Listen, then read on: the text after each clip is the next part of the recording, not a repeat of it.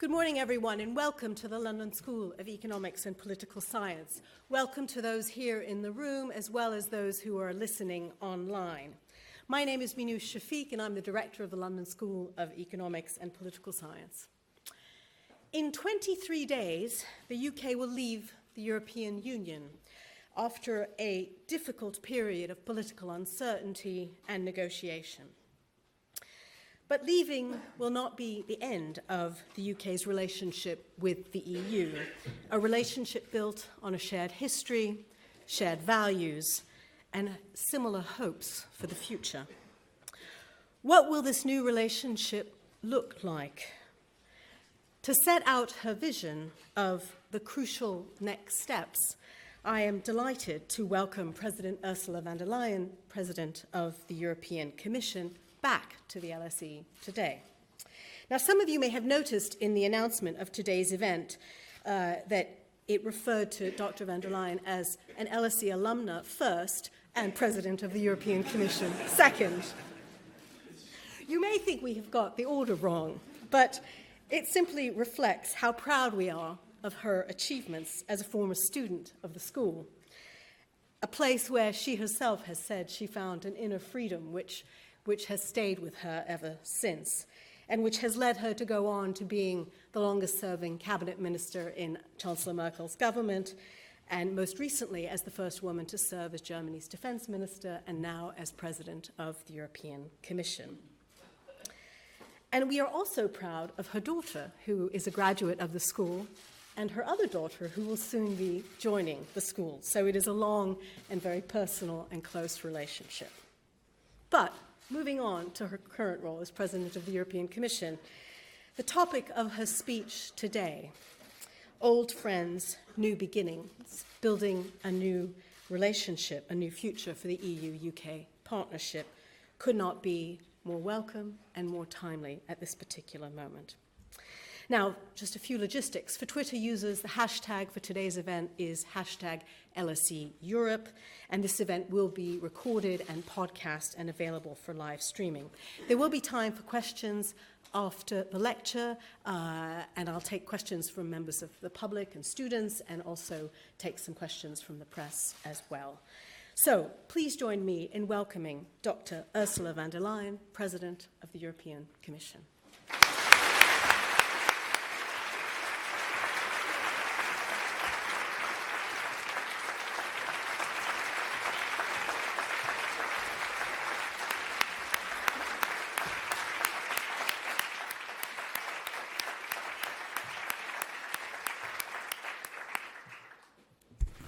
Thank you very much. What a pleasure to be back here at the London School of Economics. It is a place indeed that brings back many, many memories to me. So I spent 1 year only at the London School of Economics, but it taught me so much. It taught me a lot inside LSE and taught me a lot outside LSE, as you can guess. And anyone who knew me at that time will tell you that I probably spent more time in Soho bars and Camden record stores than in the Senate House Library. So to spare me my own blushes, I'll spare you the details of that. But what I can say is that the time I spent here opened my eyes. I got to know a warm, vibrant, colorful, multicultural society, the likes of which I had never experienced before. I saw people from different walks of life going out together, enjoying life, breathing freedom. I immersed myself in the melting pot of cultures, traditions, and music indeed, and I truly fell in love with this city and this country. This country, strong-willed, open-minded, big-hearted, proud and patriotic, kind and generous in spirit, full of traditions, full of contradictions too. And it took me a while to understand, for example, the fantastic sense of humor of the British people, and that there is a subtle meaning hidden in every sentence. But this only deepened my fascination and my admiration for the United Kingdom, which remains as strong today as it was back then. And you can imagine that in the period just before and after the referendum, I thought a lot about my London time. I say this just not only because of my love for this country, but also because of what the United Kingdom has brought to Europe and the European Union. In a very understated British way, I think we do not always talk enough about that, and therefore allow me to look a little bit back before we look forward. Before the ashes of the Second World War even settled, it was Winston Churchill who made the best case for a united Europe. I read out passages from his 1946 Zurich speech, a famous speech, the last time I was here. It is the most eloquent and powerful case for the European Union you could ever wish to read, and if you haven't read it, I can only recommend to do so. And while the UK initially chose to be on the outside, it eventually took its place on the inside, making us both that much stronger. The relationship may not always have been smooth or perfect, but what relationship ever is? And in my opinion, the good far outweighs the difficult. As President of the European Commission, I want to pay tribute today to all those British people who contributed so much to the 45-plus years of European Union membership. I think of the British pragmatism and leadership when it came to opening up our union to members of our family who have been out in the cold for so long. The successive European Union enlargements were historic steps for our continent, and they bear British hallmark. I think of those who helped to build our institutions, people like Commissioner Arthur Cockfield, who was known as the father of the single market. Or Roy Jenkins, he was president of the European Commission while I was at LSE, who did so much to pave the way for our single currency. I think of the European civil servants of British nationality who devoted their lives and their careers to Europe and have done so much to build our union. They will always be part of our family. I think of the British servicemen and servicewomen who have helped to keep the peace from the Balkans to the Baltics. And I think of the millions of ordinary British people who have taken to the streets in pro-European marches in the last few years. Of course, this is one of them. Of course, indeed, for them and for many millions more, the results of the referendum was a bitter pill to swallow. But it is people who make politics, and the decision of the British people in June 2016 was clear. As much as we regret it, the European Union has always fully respected that decision. You have seen this throughout the last 3.5 years. Our negotiations were hard, and they were long, but the European Union negotiated in good faith, trying to find solutions that defend our own interests and respect the UK's choice. It is an agreement that we negotiated with our people and the integrity of the European Union in mind. It is one that preserves the remarkable peace and progress on the island of Ireland over the past 20 years. And I will not go into the ins and outs of the negotiations on the divorce. This is done and dusted as far as I am concerned. Before the end of the month, I expect both the British and the European parliaments to ratify the agreement. And so in just over 3 weeks, on the 31st of January, the UK will spend its last day as a member state. This will be a tough and emotional day. But when the sun rises again on February 1st, the European Union and the United Kingdom will still be the best of friends and partners. The bonds between us will still be unbreakable.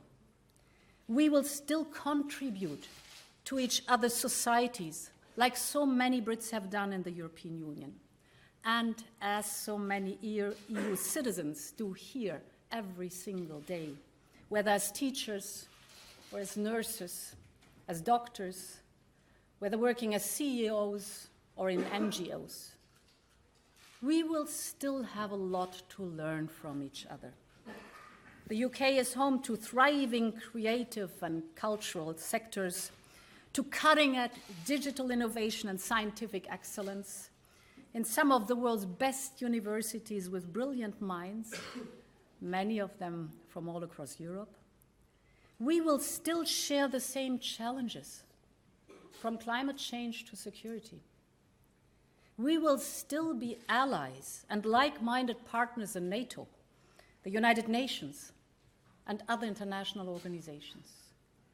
We will still share the same values and the belief that democracy, freedom, and the rule of law must be the foundation of our societies. We will still share the same history and geography, and whatever happens, our continent will still share the same destiny too. So as one door will unfortunately close, another one will open. And now is the time for us to look forward together. It is the time for the best and the oldest friends to build a new future together. And as only true friends can, I want to be very honest about what lies ahead of us. During the withdrawal agreement negotiation, there was always the uncertainty around whether Brexit would happen or not. It was an uncertainty that made the negotiations inevitably tense. This fresh negotiation ahead of us will take place against the backdrop of clarity and mutual interest in making it work. The European Union is ready to negotiate a truly ambitious and comprehensive new partnership with the United Kingdom. We will make as much as we can. We will go as far as we can. But the truth is that our partnership cannot and will not be the same as before. And it cannot and will not be as close as before, because with every choice comes a consequence. With every decision comes a trade-off. Without the free movement of people, you cannot have the free movement of capital, goods, and services. Without a level playing field on environment, labor, taxation, and state aid, you cannot have the highest quality access to the world's largest single market. The more divergence there is, the more distant the partnership will be. And without an extension of the transition period beyond 2020, you cannot expect to agree on every single aspect of our new partnership. We will have to prioritize. The European Union's objective in the negotiations are clear.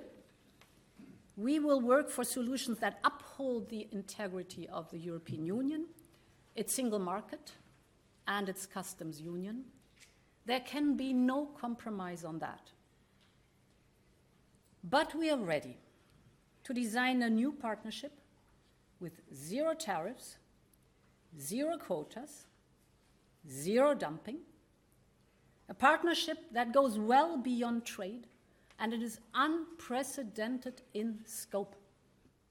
Everything from climate action to data protection, fisheries, energy, transport, space, financial services, and to security.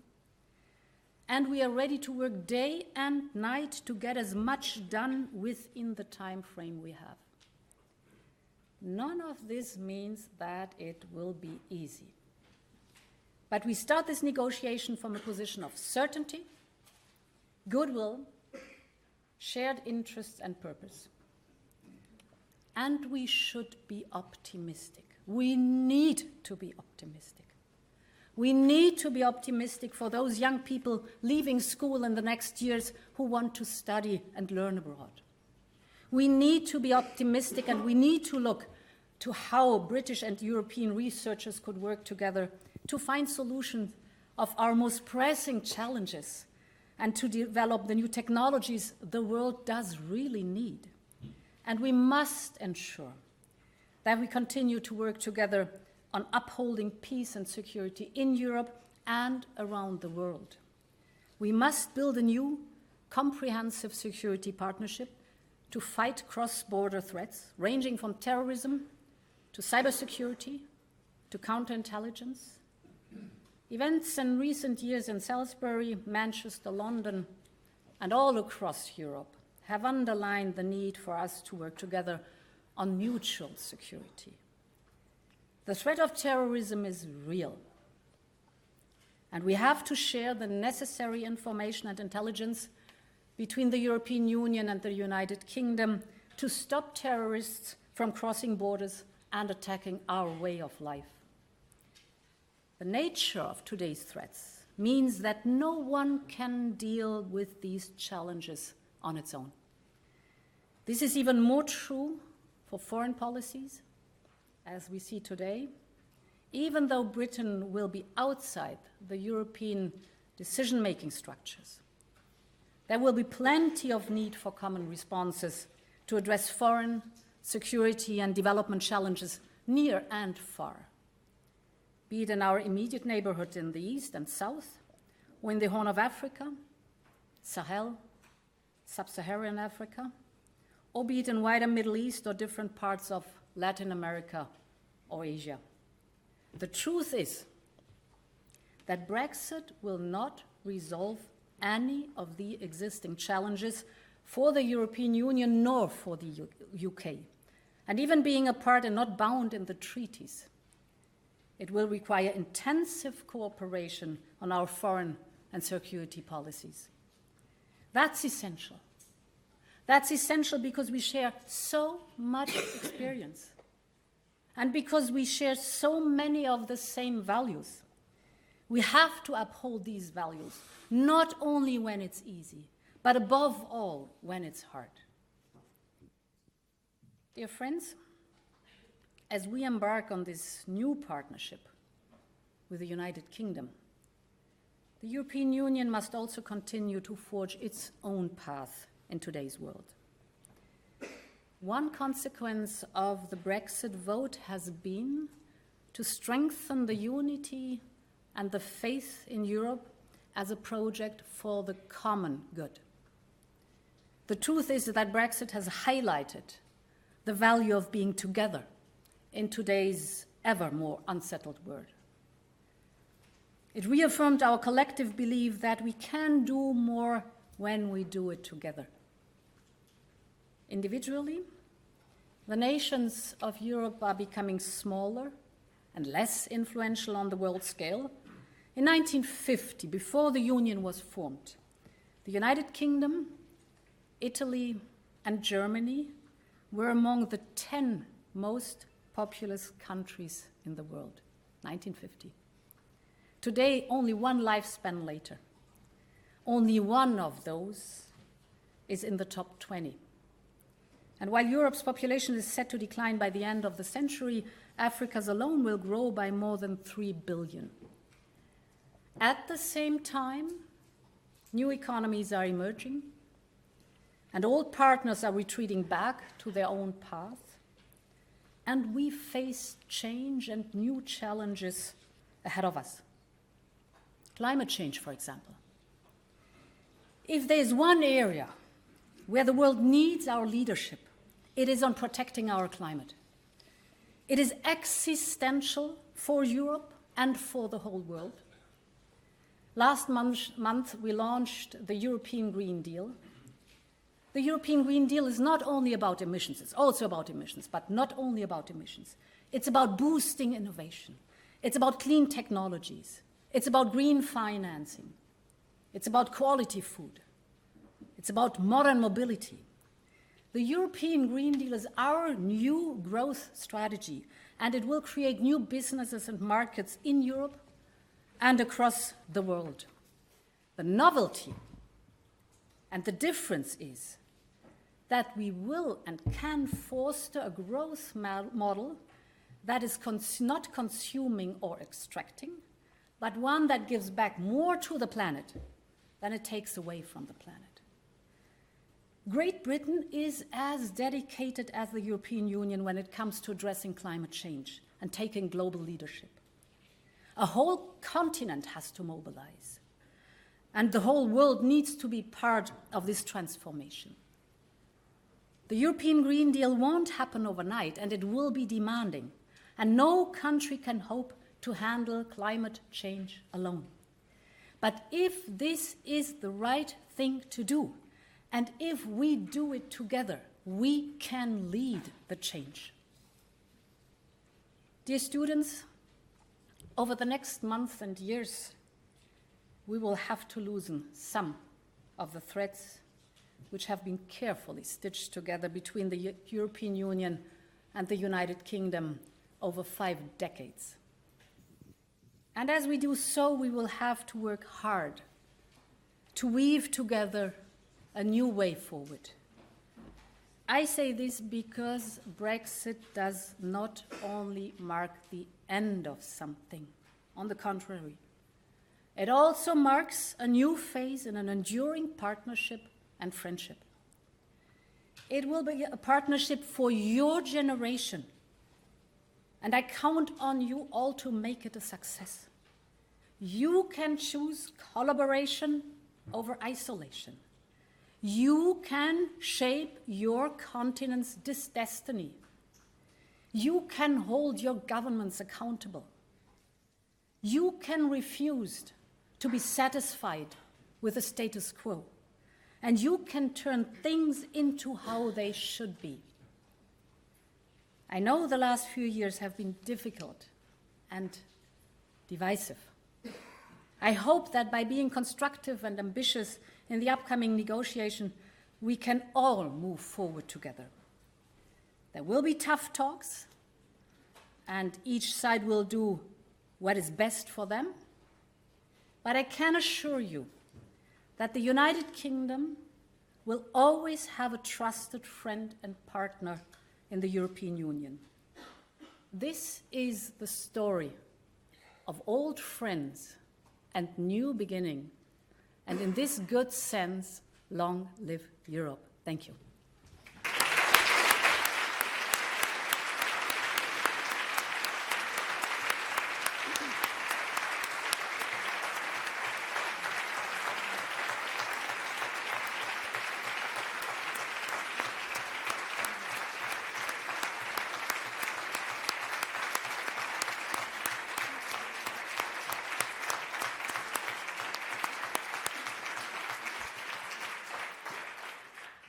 We have time for questions. I'm going to take them 3 at a time. I'd be grateful if they were brief, and then I will turn to Ursula to reply.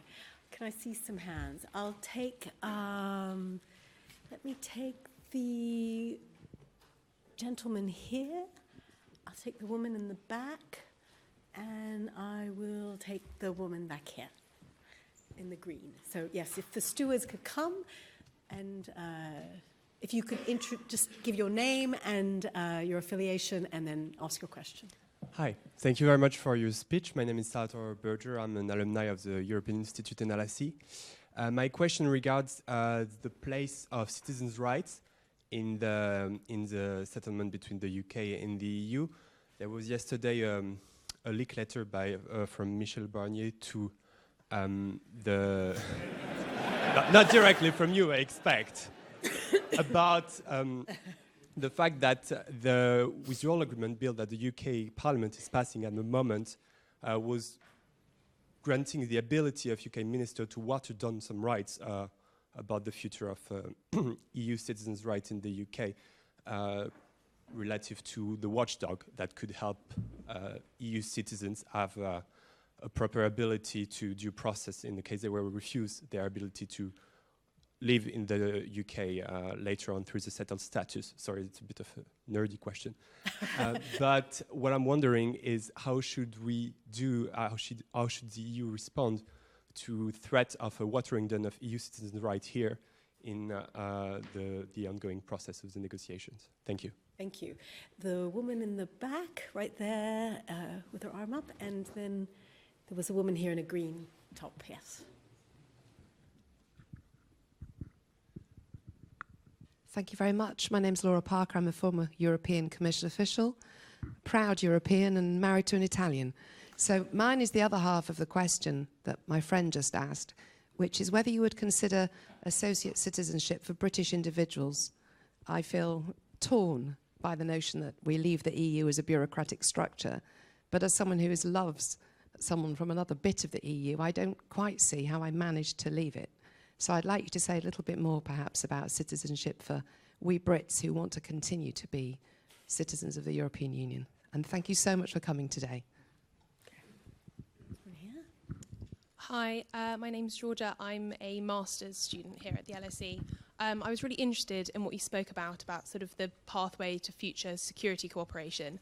And I thought, especially between Britain and the EU with transnational threats and things like bilateral disputes with the US and China, things like that, what does this partnership look like in practice in the future? Could you repeat the second part? I didn't really get it. What does the future relationship between Britain and the EU look like combating disputes in international affairs and things like the US-China trade war? Yeah. So, yes, of course, the question of citizens' rights is a pressing one. So the good news is that whoever, first of all, what the numbers are concerned, we have around 3.5 European Union citizens living in the United Kingdom, and vice versa, around 1.2, 1.3 million British citizens living in the European Union. And all those, I'm just addressing those who live in the opposite region. The good news is where you work and live, you can stay under the same conditions till the end of your life. So you have an absolute clear status when, for example, as a European, you live here in the United Kingdom, same rights, same possibilities as you have at the moment being till the end of your life, and vice versa. In Europe, it is so that you have these rights in the member state you live in. So if at the moment being you're situated in Belgium or in Croatia or in Portugal, you have the right to stay and work forever under the same conditions in Belgium, Croatia, or Portugal, wherever you are. The bitter truth then is, as I've said, the UK will be third country after Brexit, and then we will have to negotiate. And this applies to everything I have been talking about. So we are very open to do the most, because I'm a true believer that as much exchange as possible we should allow to our citizens. But as I've said before, if, for example, free movement of people is excluded, well, there is a trade-off to that. And therefore, it's a matter of negotiation where we end up at the very end. You know that the European Union is very open to that question, that we are strong believers that we benefited both sides very much from the free movement, which goes also for the free movement of not only people but goods, services, and capital. But those four principles go together. And therefore, the next weeks and months will show at what point we will end. The same goes for example, Erasmus. The same goes for research projects. Whatever we decided at 28, research projects, for example, we started, we will finish at 28. So the status quo stays. But the future is matter to negotiations. And therefore, I insist so much on keeping in mind that we have so many common interests that we should build a strong future, mainly if we look around at the rest of the world. And then we realize how much we share. Therefore, we should be very, very careful within these negotiations, really to achieve the most possible for the citizens and for a good partnership in the future. The question on security. It is internal security and external security, although both are very much interwoven, but, well, officially we kind of separated. Internally, of course, we have to talk about things like Europol or things like extradition. What external security is concerned, there too, the UK will be a third country. It can choose, if invited, to take part, for example, in missions or operations. We will have to negotiate about the other topics. For example, being part or taking part in projects in the European Defence Agency, EDA. There are clear rules for third countries. So the UK will be subject of these rules for third countries. Or what the European Defence Union is concerned and the European Defence Fund is concerned, the European Union itself is at the moment in the process of defining what the conditions are for third countries to join specific projects. And the UK will be then a third country that will fall under these rules of the European Union. We have, if we look at the world, an enormous interest on both sides to work as closely together as we can. You know, I've been for 5 years defense minister in Germany. I've seen our servicemen and our servicewomen fighting and working in missions shoulder by shoulder. I've seen how they defend our values in this very complicated world. And therefore, I really recommend to ourselves to be clear-minded and far-sighted what threats are concerned and common interests are concerned, to build a security partnership that is unprecedented and that really meets the purpose we're all aiming at. What China is concerned, first of all, I think it's important that where do we stand together? For me, is always very clear, and the trade war you were mentioning, the potential one between the United States and China. We will never, ever forget where we come from and on what side of the table, if I may put it that way, we're sitting. So I'm a strong believer in the transatlantic partnership and friendship, although we do have issues with the White House.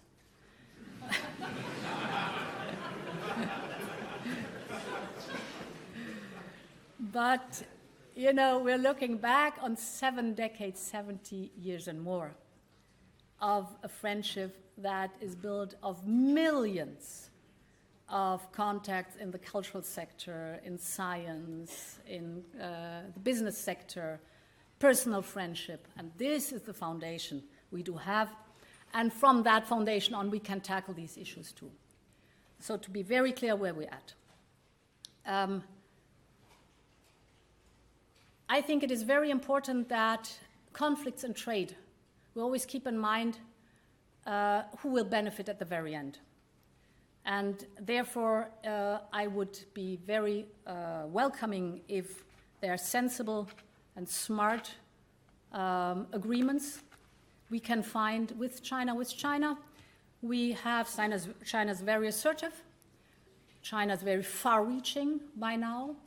I think we have to be very clear on topics where we disagree, very clear on that. We have to be very clear in the cyber domain, where we have a lot of worries. But on the other hand, there are other topics where we have common ground. For example, the topic of climate change.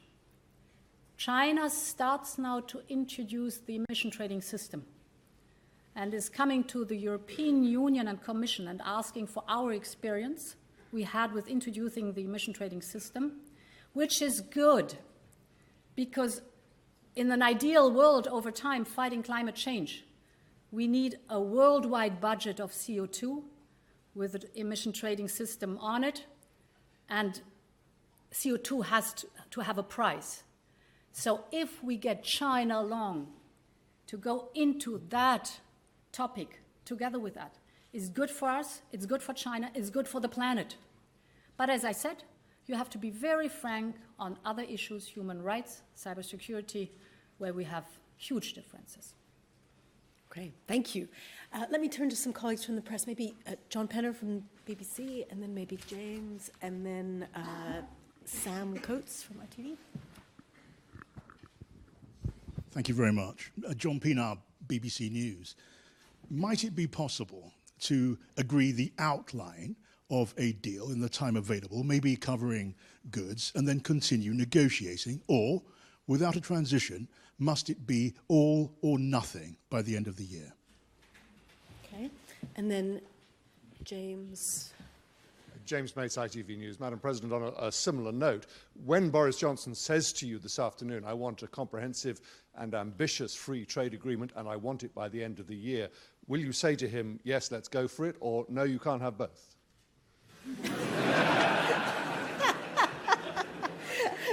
And maybe one more here in the front. Sam. Sam Coates from Sky News. In your speech, you suggested that we could be on track for a zero tariff, zero quota deal. What kind of obligations... You missed one.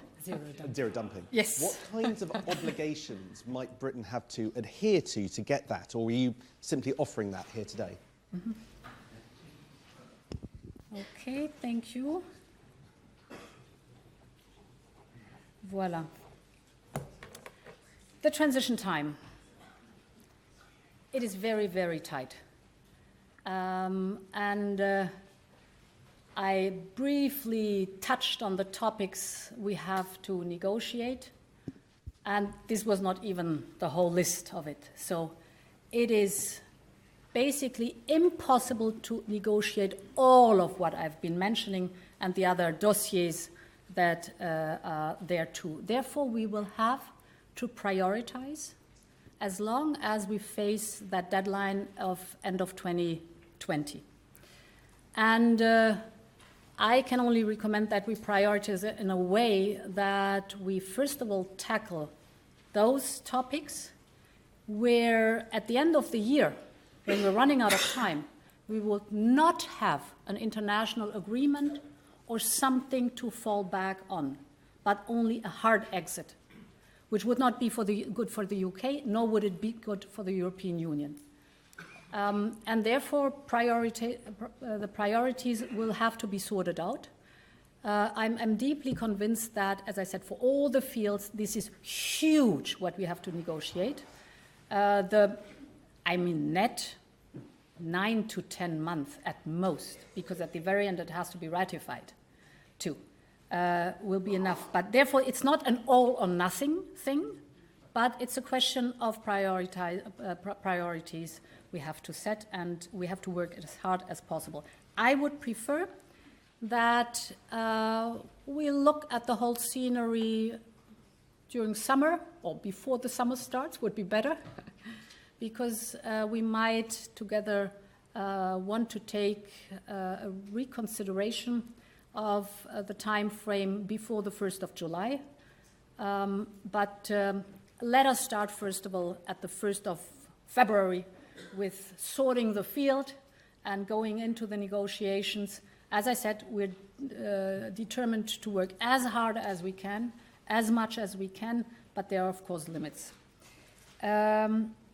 Zero quota, zero tariffs, zero dumping means level playing field, clear level playing field on both sides.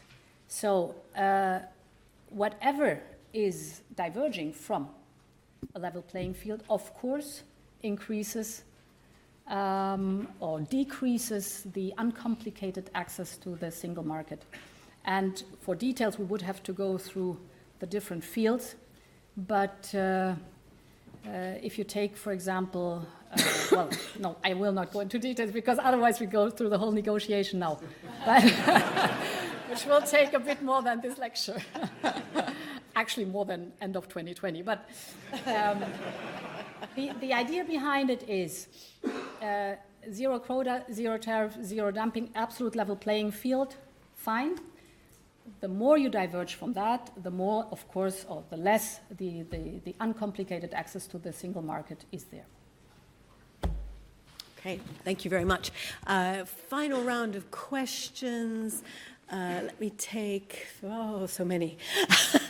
The gentleman back there, one here, and I'd like a woman. Yes, over here.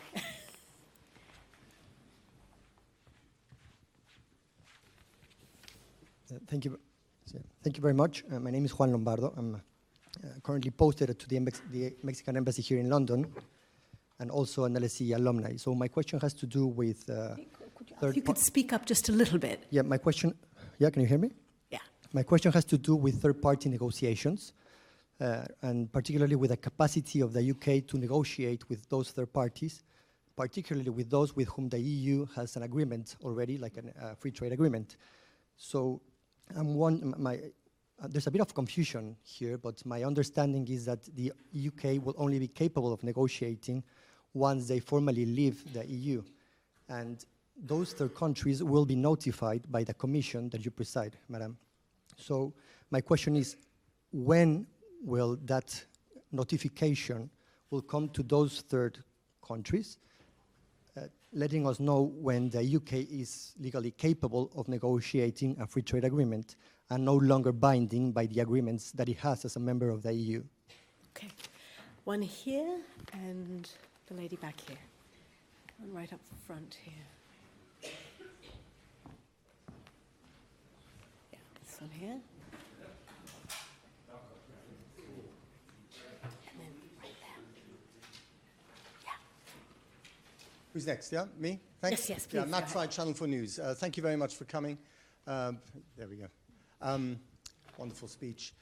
Just to get back to the question of convergence, you've laid out your store very clearly here. We also know from members of the Boris Johnson government that there are those who are looking for a kind of Singapore on the Thames model.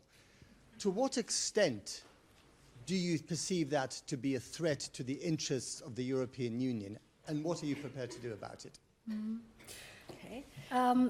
I think it's... Oh, no, you had one, two, third. One more. Do you want Yes. Okay, we'll just take this Thank one you. here. My name is Inga. I am an LSE alumna as well and a researcher with LSE Ideas and the Derendorf Forum. You emphasized the joint challenge facing the EU and the UK regarding security and talked about the EU and the UK being like-minded allies in NATO. You also mentioned the friction in the White House.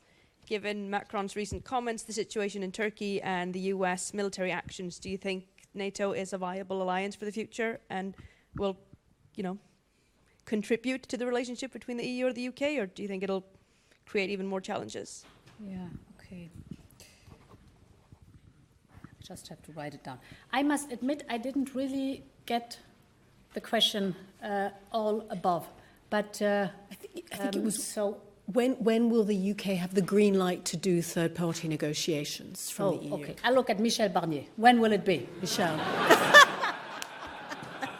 Say it. No, just say. Michel. Yeah. Actually, that's not going to be Michel, come join me. Yeah, right.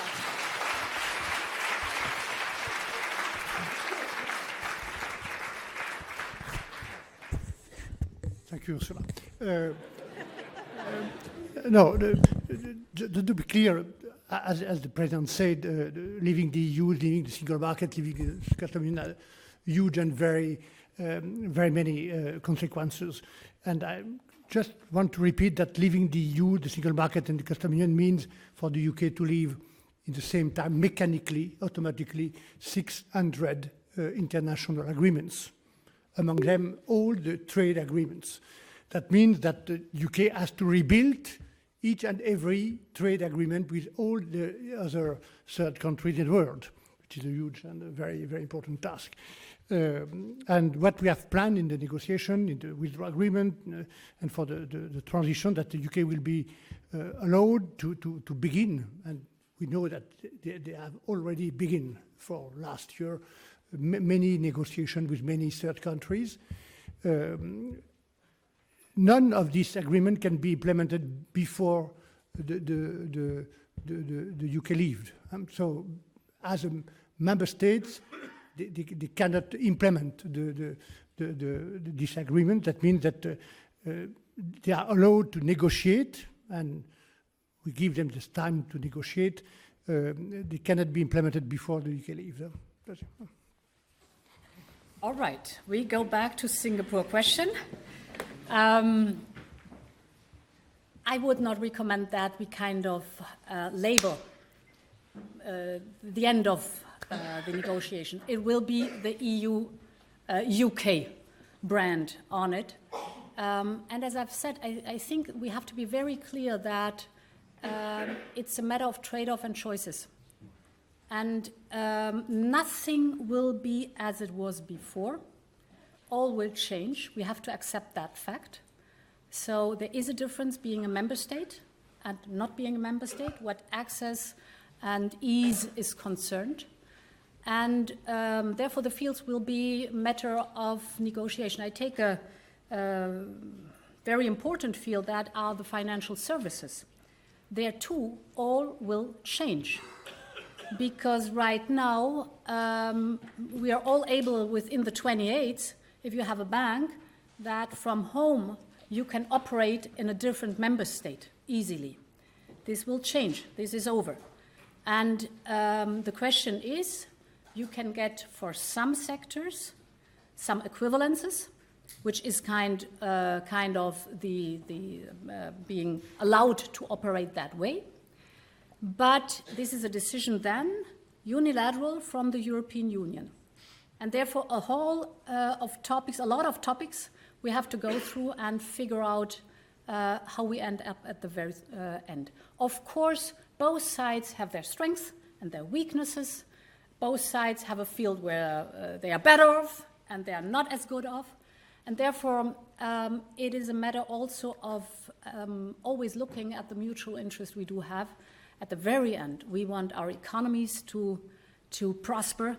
At the very end, we want our citizens to have an easy life, going back and forth. At the very end, we want science and research and wonderful universities like this one to be open on the continent and here in the UK. So if this is the goal, we have to try to minimize as much as possible the deviation from the level playing field, and to negotiate as fast and as intensive as possible to have a smooth ongoing, because again, I say there are other challenges out there in the world we have to tackle together. And that leads me to the third question, NATO. I'm deeply convinced that collective defense, Article 5 in NATO, will always be NATO. And this is good. NATO is the strongest military alliance in the world.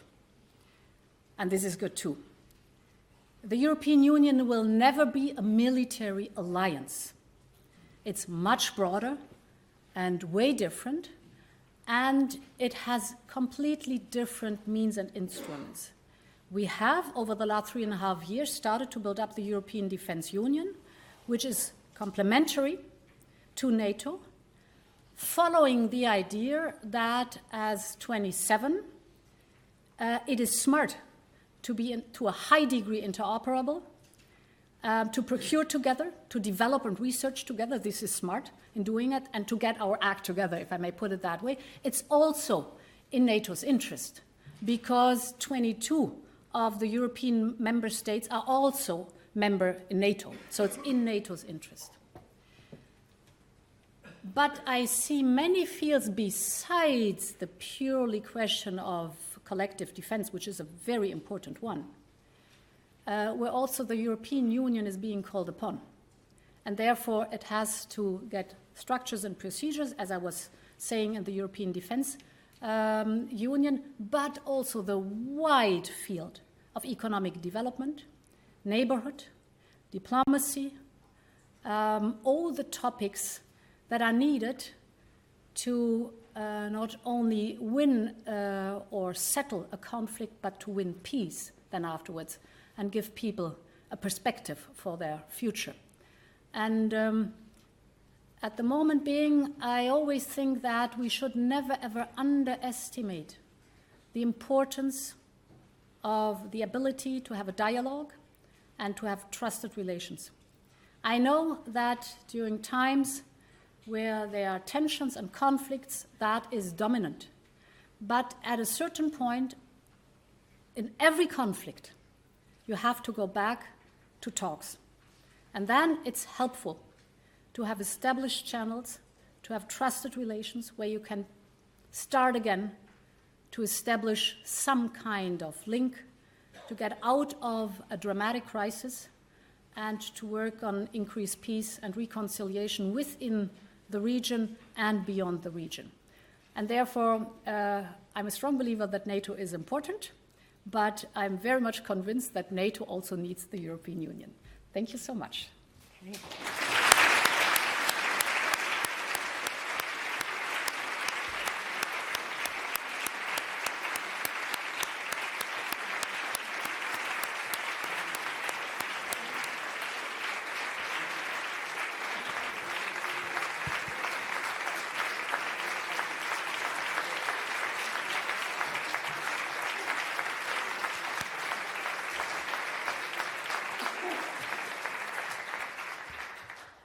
I wanted to thank you for many things, but really the most important thing is you've reminded us that the connections between the UK and the European Union are grounded in profound and deep history and common interests and values.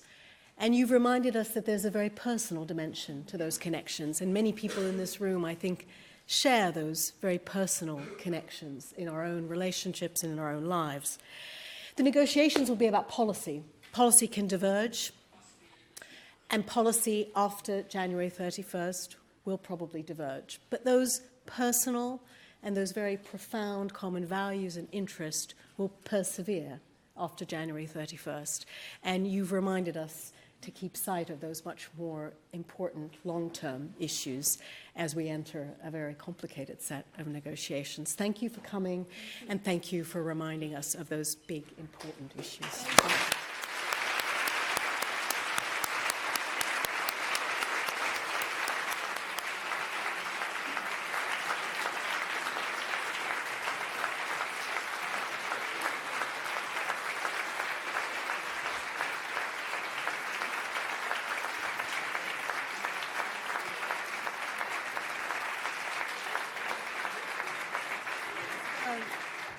Please remain in your seats until we're able to get out of the room. Thank you all very much for coming.